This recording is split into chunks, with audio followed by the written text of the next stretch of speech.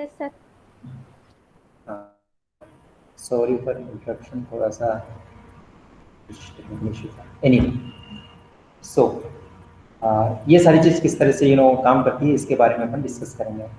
सो आपके दिमाग में ये बात भी आती है कि ये सारी चीज़ होती है, जिससे पानी का सप्लाई हो रहा है, इलेक्ट्रिसिटी आ रही है आपके पास, तो इनके सबको रिस्पॉन्सिबल कौन होते हैं, और इन सारी चीज़ों को कौन इम्प्लीमेंट करवाता है, और कौन इन सारी चीज़ों के लिए डिसीजन लेता है, राइट है। And do you know how decision are made, आपको पता है कि डिसीजन कैसे लिया जाता है और कैसे सारी चीज़ काम करती है, प्लानिंग कौन करता है, right. And who are the people who do all the work, और वो कौन लोग हैं जो सारे के सारे काम करते हैं, ठीक है। तो ये इस चैप्टर में अपन सारी चीज़ पढ़ेंगे और कोशिश करेंगे अपन जानने की कि भाई जो अपना एक अर्बन एरिया है, लेट्स से कोई भी अपना दिल्ली है, उसमें से ये सारी चीज़ आ रही है, ट्रैफिक पुलिस से उनका भी मैनेजमेंट हो रहा है, वाटर सप्लाई उसका मैनेजमेंट हो रहा है, इलेक्ट्रिसिटी आ रही है उसका मैनेजमेंट हो रहा है। तो ये सारा का सारा मैनेजमेंट कौन करता है और किस तरह से सारी चीज़ काम करती है डे टू डे लाइफ में, अपना एडमिनिस्ट्रेशन फंक्शन कैसे करता है इन दी अर्बन एरिया, राइट है। सो कहानी कुछ इस तरह से थी। कुछ बच्चे लोग थे, वो लोग कुछ खेल रहे थे, कुछ स्ट्रीट लाइट वगैरह टूट गई थी उनके हाथों से, तो वो लोग जाते हैं और किसी से पूछते कि ये लाइट टूट गई है भाई, हम क्या करें। सो इस तरह की कहानी थी, आप भी रीड करिएगा थोड़ा सा, तो आपको अच्छे से डिटेल में पता चलेगा कि इनके बारे में क्या क्या अच्छी बातें हैं। खैर, so there is a one person that you can pay the money to. There is no person, and there is a big organization called the municipal corporation that take care of the street light. तो क्या है, ये दो बच्चे थे, बच्चे नहीं ये काफ़ी सारे बच्चे थे, ये लोग क्या कर रहे थे, गेम खेल रहे थे। जैसे कि एक छोटा सा प्ले ग्राउंड है, यहाँ पे जगह क्या कर रहे थे, खेल रहे थे, यहाँ पे कोई भी खेल खेल रहे थे, रेड से कुछ क्रिकेट खेल रहे थे, क्रिकेट का बहुत क्रेज होता है। सो इनके का इन्होंने किसी ने बैट मारा होगा बॉल से, बॉल बॉल को मारा होगा और स्ट्रीट लाइट टूट गई। तो ये स्ट्रीट लाइट क्या होगी, टूट गई। तो अब ये लोग गए किसी अम्मा अम्मा के पास गए कि मम्मा हमने तो ये गलत काम करके आ गए, बताओ इसके लिए पैसे किसको पे करना पड़ेगा।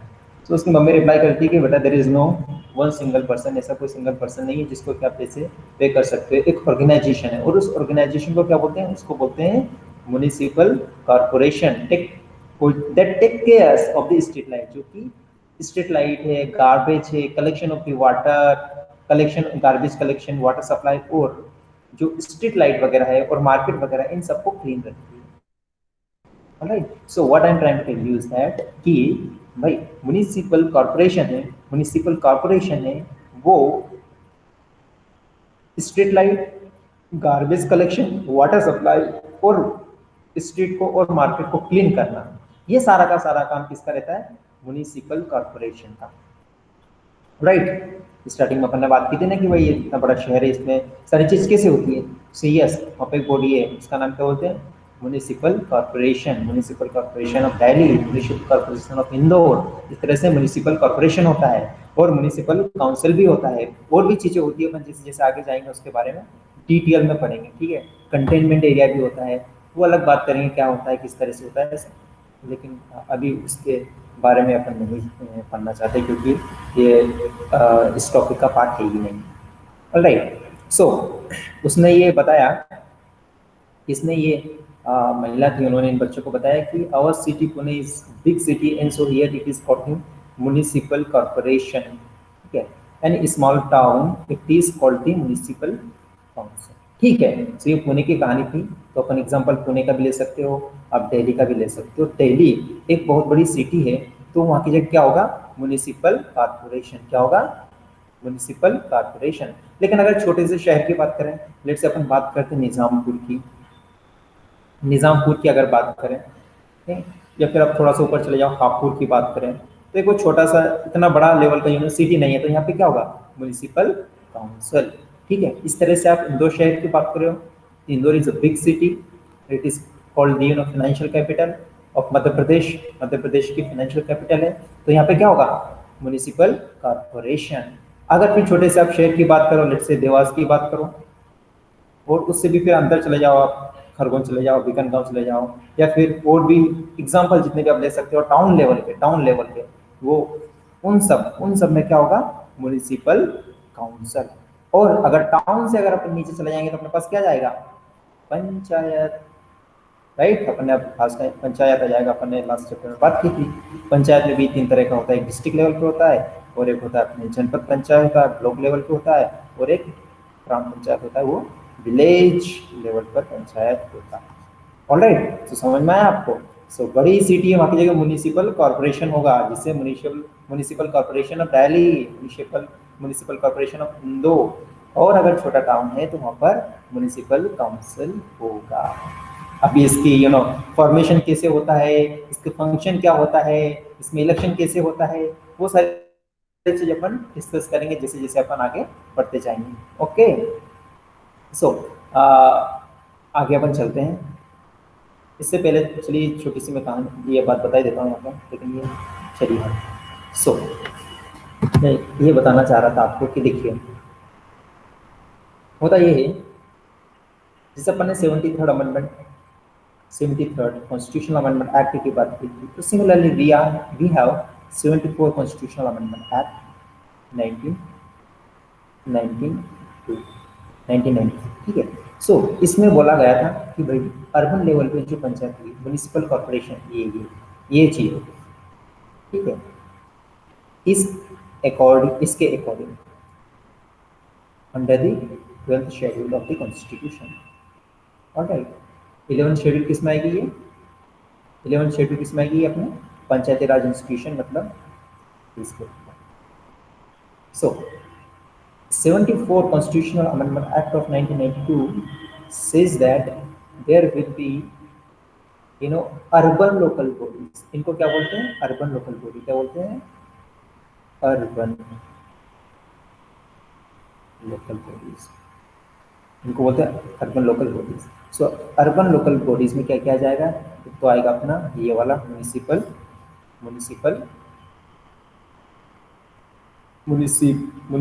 वाला जो आएगा कॉर्पोरेशन, और एक हो जाएगा म्यूनिसिपल काउंसिल, ठीक है। तो ये अर्बन लोकल बॉडीज में आएगा।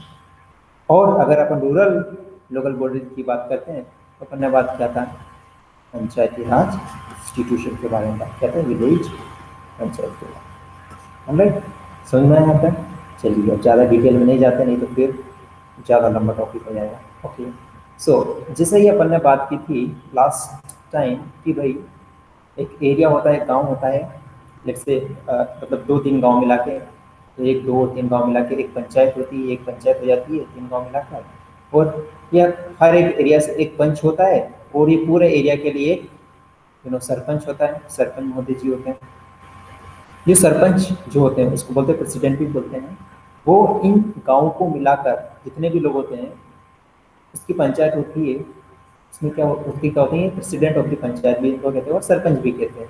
तो सिमिलरली अपन अगर बात करें तो इन अर्बन एरिया और शहरी क्षेत्र में भी वार्ड काउंसलर होते हैं, ward counsellor and administrative staff.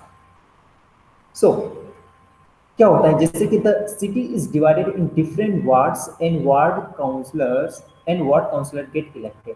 जैसे कि मैंने आपको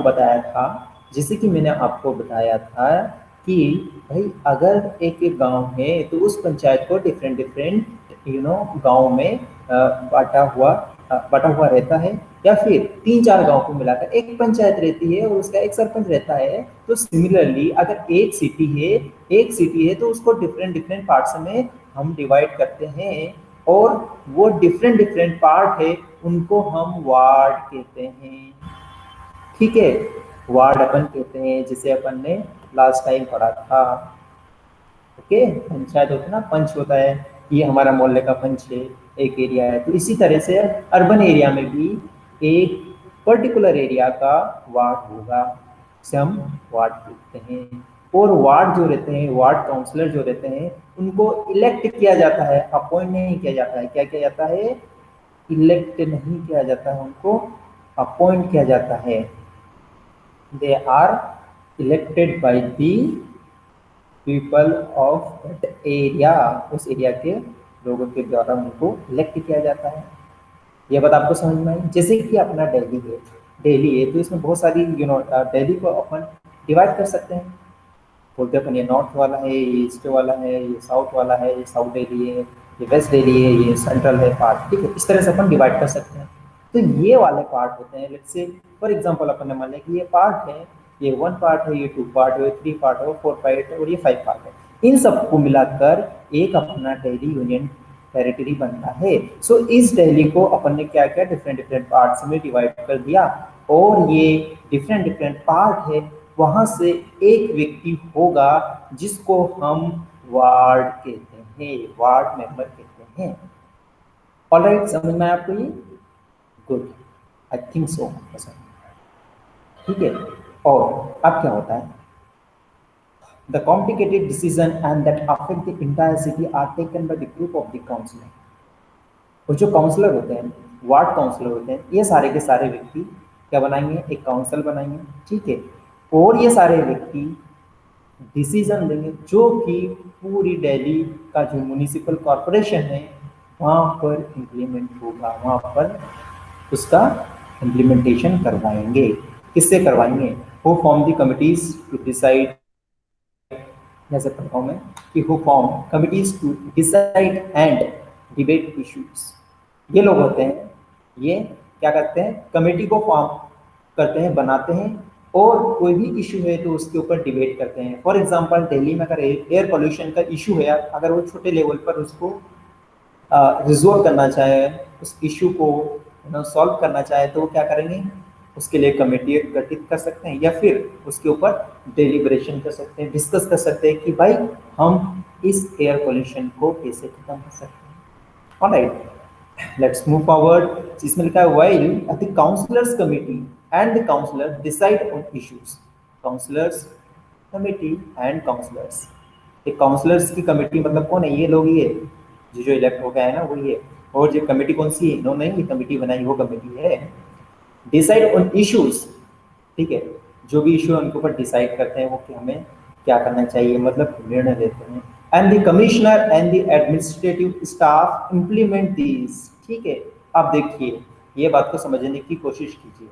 जो कमिश्नर होते हैं और उनका एडमिनिस्ट्रेटिव स्टाफ होता है, वो काउंसलर और काउंसलर की कमेटी के द्वारा जो भी डिसीजन लिया गया है उसको इम्प्लीमेंट करते हैं।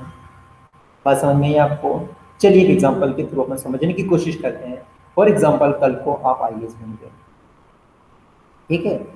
आप आईएएस बन गए, आपको डिस्ट्रिक्ट में गए, लेट्स से ये डिस्ट्रिक्ट यहाँ पर गए, और मोदी जी ने एक स्कीम लेके आए, लेट्स से सूटकेस योजना।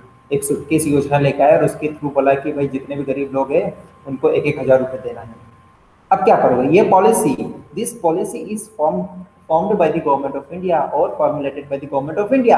सो आपकी जिम्मेदारी ये है कि इस पॉलिसी को इम्प्लीमेंट करें, क्योंकि ब्यूरोक्रेसी जो रहती है और जो ब्यूरोक्रेट्स रहते हैं, they are responsible to implement the policies framed by the government of India. ये क्वेश्चन 2019 या 20 में भी आया था प्रीलिम्स में, ठीक है। किसी ने बोला था ये फेडरल स्ट्रक्चर को, मतलब 3-4 ऑप्शन थे उसमें, तो एक ऑप्शन ने बोला था कि फेडरल स्ट्रक्चर को स्ट्रॉन्ग करता है, और ये बोलता है कि पता नहीं 2-3 और थे, लेकिन करेक्ट ऑप्शन यही था। उसमें क्या था कि जितनी भी पॉलिसीज वगैरह रहती है गवर्नमेंट की, उसको इम्प्लीमेंट करते हैं, ठीक है। तो देखिए, पॉलिसी इन्होंने बनाई, लेकिन इम्प्लीमेंट ये व्यक्ति कर रहा है, जो व्यक्ति भी, ये महोदय जी जो भी आईएएस वगैरह हैं, वो इनको इम्प्लीमेंट कर रहे हैं। अगर कल को आईएएस बनते हैं तो आप भी जो पॉलिसी वगैरह इम्प्लीमेंट करेगा। तो सिमिलरली चीज मैं आपको यहाँ बता रहा था कि ये काउंसलर है, ये कमेटी वगैरह है, इन्होंने डिसीजन लिया, लेकिन जब आईएएस बनकर आप इसका इस दिल्ली का या फिर किसी भी सिटी का कमिश्नर अगर आप बन जाओगे, तो जो डिसीजन इन कमेटी ने लिया है उसको आप इम्प्लीमेंट कराओगे। Is that clear? समझ में आया आपको? वेल, सी द अब इसमें देखा, commissioner and the administrative staffs are appointed and councillors are elected. These are the appointed. जो कमिश्नर वगैरह होते हैं, अरे कमिश्नर वगैरह कौन होगा, यही होगा आईएएस वगैरह होगा। ऐसा नहीं कि हमेशा आईएएस रहता, कोई भी हो सकता है, बट ये अपॉइंटेड किया जाता है गवर्नमेंट ऑफ इंडिया। ऑलराइट, और जो एडमिनिस्ट्रेटिव स्टाफ होंगे, अब कमिश्नर अकेले थोड़ी ना इन चीज़ों को इम्प्लीमेंट करवाएगा, ठीक है। इसके अंदर और भी स्टाफ होगा, ठीक है। 1-2-3 को भी मान लीजिए, कोई कंप्यूटर ऑपरेटर है, कोई स्टाफ को देख रहा है, कोई व्हीकल को देख रहा है, या फिर कोई कंप्लेंट वगैरह देख रहा है। इस तरह की सारी चीज़ होगी, तो ये सारे के सारे लोग क्या करते हैं, इसको इम्प्लीमेंट करते हैं। तो ये लोग भी अपॉइंटेड क्या किए जाते हैं bye the government of India, ना कि इलेक्टेड किए जाते हैं। लेकिन इलेक्टेड किसको किया जाता है? काउंसलर्स को। किसके थ्रू? वहाँ के जो लोग रहते हैं। ये देखो 3 4 5 मैंने आपको ये बताया था कि ये 1 2 3 4 5 जितना भी एरिया दिल्ली का, यहाँ से इन लोगों को इलेक्टेड किया जाते हैं, मतलब इनका इलेक्शन होता है ना इलेक्शन। आपने सुना कभी का आईएएस का इलेक्शन हुआ और वो आईएएस बन गए? नहीं। Well let's move forward. लेकिन हाँ, थोड़ी सी और बात इसमें रह गई, वो जो आपसे डिस्कस करना है वो ये है कि देखिए, आपने भी कभी आपने अभी या फिर कभी सोचा होगा अपने जीवन में कि जो म्युनिसिपल कॉर्पोरेशन है, how does the municipal corporation get money? ये पैसे कहाँ से प्राप्त करती है म्युनिसिपल कॉर्पोरेशन? तो देखिए, बहुत ही अच्छा इसमें एनसीईआरटी में दे रखा है, और भी आपके दिमाग से सोच सकते हैं, लेकिन लेट्स मुझे रीड दीजिए, मैं बताता हूँ फिर कि क्या मतलब इसका। देखिए, providing and running so many services require a lot of money. जैसे कि अपने शुरू में डिस्कस किया कि म्युनिसिपल कॉर्पोरेशन वाले क्या करते हैं, पानी भी देखते हैं, अब इलेक्ट्रिसिटी भी देखते हैं, और सो मेनी थिंग्स, क्लीन वगैरह करवाते हैं, स्ट्रीट को देखते हैं, गार्डन को देखते हैं क्लीन है या नहीं है। ठीक है, तो ये सारे काम करवाने के लिए पैसे की जरूरत होगी या नहीं? अरे भाई होगी ना, बिल्कुल पैसे की जरूरत होगी। तो ये पैसे कहाँ से आते हैं सारे? ठीक है, ये क्वेश्चन मार्क है। तो देखिए कहाँ से आते हैं, अपन कोशिश करते हैं इस क्वेश्चन का आंसर करने की। So the municipal corporation collects this in different ways. अलग अलग तरीके से म्युनिसिपल कॉर्पोरेशन है वो पैसे को कलेक्ट करती है। पहला किस तरह से करती है? A tax is a sum of the money that people pay to the government for the services the government provides. Government जितनी भी सर्विस वगैरह प्रोवाइड करती है, उसके द्वारा जो पैसे प्राप्त होते हैं, वो पैसे टैक्स के फॉर्म में होते हैं और वो म्युनिसिपल कॉर्पोरेशन के पास जाते हैं, और वही पैसा आपको सर्विस प्रोवाइड करने के लिए यूज करते हैं। ये तो पहला वे हो गया, this is the first way, पहला रास्ता। दूसरा और भी क्या हो सकते हैं, देखते हैं। People who own homes have to pay a property tax. Property tax देना पड़ता है, as well as tax for the water and other services. आप दिल्ली में अगर रूम लेके रहते हो तो आपका ओनर है वो क्या बोलता है, बोले भैया इलेक्ट्रिसिटी बिल आपका आएगा और पानी का बिल आपका आएगा, जितना भी आप यूज करेंगे वाटर का और इलेक्ट्रिसिटी का जितना भी बिल आएगा, प्लस रेंट का है 10,000 रुपये, 10,000 रुपये प्लस ये वाला पैसे मिलाकर आप दे दीजिए। इसका मतलब क्या है, वाटर और इलेक्ट्रिसिटी की सर्विस है वो गवर्नमेंट के द्वारा प्रोवाइड की जा रही है, और उसके लिए हमको टैक्स पे करना पड़ता है in terms of the money. Alright, वो पैसे किसके पास जाएंगे? जो भी कंपनी या जो भी है सर्विस प्रोवाइडर, उसके पास जाएगा। वो पार्ट किसके पास जाता है? म्युनिसिपल कॉर्पोरेशन के पास। तभी वो आपको अच्छे से सर्विस दे पाएंगे। अगर गवर्नमेंट का है कनेक्शन तो गवर्नमेंट के पास जाएगा, अगर कोई प्राइवेट एंटिटी है तो प्राइवेट एंटिटी के पास जाएगा। Alright, and the larger house का भी टैक्स वैक्स पे करना पड़ता है भाई। आपको सिक्योरिटी देते हैं ना, अरे पुलिस इतनी सारी चीज़ देते हैं, ये क्या लॉ एंड ऑर्डर वगैरह सारी चीज़ क्या होती है, पुलिस वगैरह देती है, वो क्या करती है? सिक्योरिटी तो देती है। ठीक है, कोई भी दिक्कत होती है तो आप 100 नंबर पे तुरंत फोन लगा तो पुलिस आ जाती है कि आपने बोला कि सर मेरे घर के ऊपर इसने पत्थर फेंका, तो एक तरह से क्या हुआ, सारे लोग जो भी है लॉ एंड ऑर्डर वगैरह सारे आप ही के लिए तो है। अगर ये सारी चीज़ आपके लिए तो आपको उसके लिए टैक्स पे करना पड़ेगा, पैसे देना पड़ेगा ना। ऑलराइट, ये सारी चीज़ें पुराने ज़माने में भी हुआ करती थी।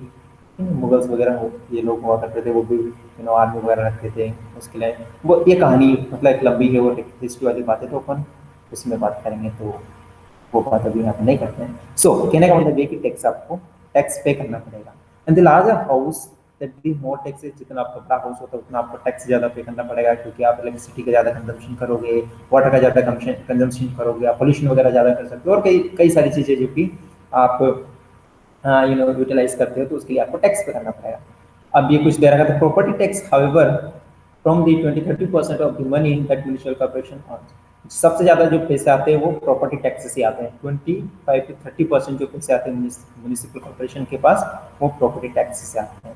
And there are also tax for education and other amenities वगैरह होती है, उसके लिए भी टैक्स वगैरह ये सारी चीज़ होती है, वहाँ की जगह से आपको देना पड़ता है। If you on a hotel के लिए भी टैक्स वगैरह लगता है, शॉप वगैरह है, you have to pay tax for this as well. ठीक है, रेस्टोरेंट वगैरह है, कुछ सर्विस दे रहे हैं तो उसके ऊपर सर्विस टैक्स वगैरह लग जाएगा, होटल वगैरह उसके ऊपर टैक्स लगेगा। ठीक है, डिफरेंट काइंड का टैक्स लगेगा। अब ये नहीं कि उसमें डायरेक्ट टैक्स लग रहा है, इनडायरेक्ट टैक्स लग रहा है, कौन सी स्लैब लग रही है, 18% का है, 5% का है, 28% का है। 28% जो लग्जरी वग्जरी इनके लिए होता है, तो ये पूरा जीएसटी का पार्ट हो जाएगा। तो आप कभी इकोनॉमी वगैरह अपन करेंगे तो उसमें डिस्कस करेंगे। पर कुल मिला के बात एक ही, आपको टैक्स देना पड़ेगा। वहीं से ये पैसे कहाँ जाएंगे, म्यूनिसिपल कॉर्पोरेशन के पास, और फिर म्यूनिसिपल कॉर्पोरेशन होगी वही आपको ये सारी सुविधा देगी। Alright, so is the next time you go to see in the movies, movie वगैरह तुम जाते हो तो देखना कभी आपके टिकट में कुछ लिखा रहता है, उसमें लिखा बिकॉज, उसमें कुछ लिखा रहता है at your ticket because you pay a tax for this as well. कुछ सर्विस वगैरह होती है, कुछ कुछ के लिए तो लिखा रहता है। कभी देखना, मूवी देखने के लिए आप जाते हो, कभी मूवी देखने गए हो, कोई आई किसी भी कोई नवी नई मूवी आई तो देखने जाओ तो देखना उसमें टैक्स लिखा रहता है। कोई जीएसटी है, सर्विस टैक्स है, फलाना का टैक्स है, टिन का टैक्स है, एयर कंडीशनर टैक्स है, पता नहीं क्या क्या टैक्स वैक्स लगा है। तो आप देखिएगा, तो ये सारे पार्ट होते हैं। ये टैक्स जितने भी होते हैं, कुछ पार्ट स्टेट गवर्नमेंट के पास जाता है, कुछ सेंटर के पास जाता है, और कुछ म्यूनिसिपल कॉर्पोरेशन के पास जाता है। तो वहाँ से भी पैसे म्यूनिसिपल कॉर्पोरेशन के पास आते हैं। ठीक है, और जनरल टैक्स वगैरह जो हम सब लोग पे करते हैं, इनडायरेक्ट टैक्स अपन पे करते हैं। आप बिस्किट भी खरीदते हो तो उसके ऊपर भी टैक्स लगता है, आप जॉब करते हो तो आपके ऊपर इनकम टैक्स लगता है। ठीक है, आप रेस्टोरेंट में गए, खाना खाने गए तो वहाँ की जो सर्विस देने से भी टैक्स लगता है। तो जनरली हम जो भी टैक्स वगैरह पे करते हैं, किसी के पास कंपनी वगैरह है तो उनके पास कॉर्पोरेट टैक्स वगैरह है वो लगता है।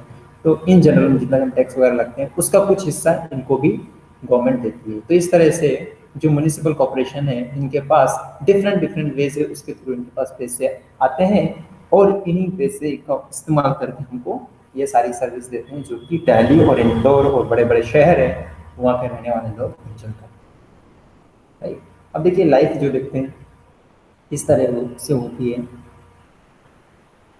अब जैसे अपन ने देखिए रूरल एडमिनिस्ट्रेशन के बारे में बात की थी।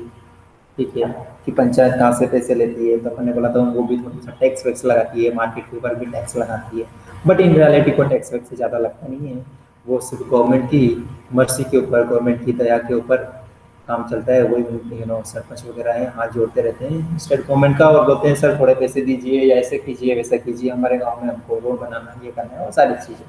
ठीक है, खैर अब थोड़ा सा अपन देख लेते हैं। ये देखिए एक भाई साहब ये बैठे हुए हैं, हम देखिए थोड़ा सा इसके बारे में पढ़ते हैं, फिर अपने इसके बारे में डिस्कस करते हैं कि क्या है ये। तो recycling is not a new thing. Recycling मतलब होता है रीयूज करना, फिर उसका मतलब डबल से रीयूज करना टाइप की चीज को डबल से बना दी, बोलते हैं ना प्लास्टिक उसका रिसाइकल कर दो। राइट, मल्टीपल उसका यूज होना चाहिए।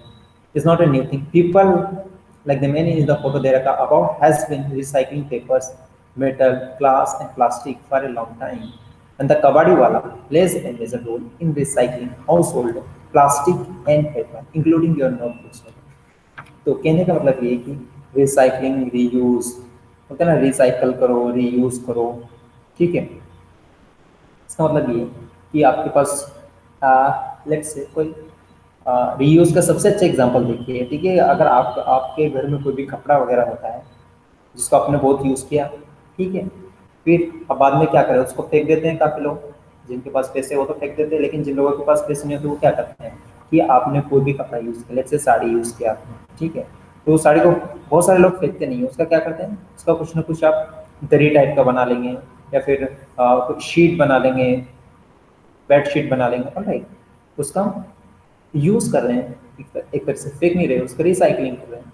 ठीक है, इसी तरह से जैसे कबाड़ी है, अब यहाँ से बहुत सारी मेटल वगैरह ये सारी चीज़ें, ठीक है, ये एकदम मान लीजिए कि ये टायर वगैरह ये सारी चीज़ें, और ये ट्रक वगैरह है, ट्रैक्टर वगैरह है, और कार वगैरह, वहाँ से ये सारी मेटल वाला आइए निकल गए। अब देखो यहाँ से ये व्यक्ति कोशिश कर रहा है कि कुछ नई चीज़ इससे बना जाए। ठीक है, इसको मेल्ट करेगा, मेल्ट करने के बाद कुछ ना कुछ इसका कुछ नया बनाया जाए। कुछ हो सकता है कि वो यहाँ की जगह से कोई सांग बना दे, संबल होती है जिससे बोलते हैं। ठीक है, या फिर कोई भी हल बनाते, हल आता है ना जो खेत में किसान वगैरह काम करते हैं, हल बना दें, या फिर कोई भी इस तरह का औजार बना दे जो कि हमारे मानवीय जीवन में उपयोग होता हो। ठीक है, तो ये क्या कर रहे हैं, एक रिसाइकलिंग कर रहे हैं, हम रिसाइकल कर रहे हैं कि इन चीज़ों को हम डबल से यूज़ कर सकें। इस तरह से नोटबुक वगैरह है, इनका भी कुछ ना कुछ रिसाइकलिंग वगैरह अपन कर सकते हैं। प्लास्टिक बोटल्स वगैरह मैंने आपको बोला था, कोई प्लास्टिक बोतल वगैरह है उसको आप पानी पियो और फेंक दिए, लेकिन नहीं, उसका भी रिसाइकलिंग कर सकते हैं। ठीक है, रीयूज़ कर सकते हैं उसका, और नई नई चीज़ें हम उससे बना सकते हैं। तो ये सब इसके बारे में। ठीक है, सो देखिए कभी कभी क्या होता है कि भाई झगड़ा झाटा हो जाता है, कुछ हो जाता है, तो बताओ आप किसके पास जाएं। गांव में तो लड़ाई अगर हो गई तो अपन किसके पास चले गए थे, पुलिस स्टेशन चले गए थे, और वहाँ पे अपन ने कंप्लेंट की थी कि भाई देखिए हमारे साथ ये गलत गलत बात हुई, आप हमको न्याय दीजिए, ठीक, हमें जस्टिस दिलाइए। अब तो मान लीजिए कि अगर आप शहर में रहते हो और मान लीजिए अगर लड़ाई हो जाती तो आप कहाँ जाओगे? डेफिनेटली पुलिस स्टेशन जाओगे। लेकिन देखिए इसके अलावा ये चीज़ भी हो सकती है, एग्जाम्पल अपन लेते हैं, लेट्स से दिल्ली दिल्ली में बहुत ज़्यादा पोल्यूशन की प्रॉब्लम होती है।